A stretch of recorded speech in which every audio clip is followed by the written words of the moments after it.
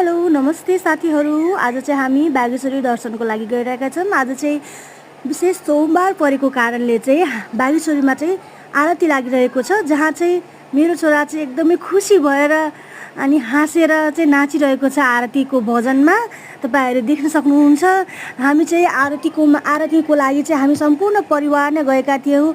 सम्पूर्ण परिवार नै हामीहरू आरतीमा बसेर रमाएर र खुसी भएर फर्केका छौँ। आरतीमा जानुको एउटा फाइदा चाहिँ के हुने रहेछ भने साथीहरू, त्यहाँ गएपछि सम्पूर्ण दुःख पीडा र दिमागमा भएका टेन्सनहरू सबै चाहिँ आउट भएर चाहिँ एकदम फ्री हुने रहेछ। हामीलाई टेन्सन फ्री हुने रहेछ हैन। म त एकदमै रमाएँ अनि मस्त भएँ। अनि त्यसपछि मेरो फुपू देख्न सक्नुहुन्छ कसरी मन्त्रमुग्ध भएर नाचिराख्नु भएको छ भजनमा। आरतीहरू, यो आरती चाहिँ बागेश्वरी मन्दिरमा प्रत्येक हप्ता सोमबार 6 बजेदेखि सुरु हुन्छ साथीहरू। तपाईहरु पनि जान सक्नुहुन्छ र मेरो भिडियोलाई लाइक, कमेन्ट र सब्स्क्राइब पनि गरिदिनु होला। धन्यवाद।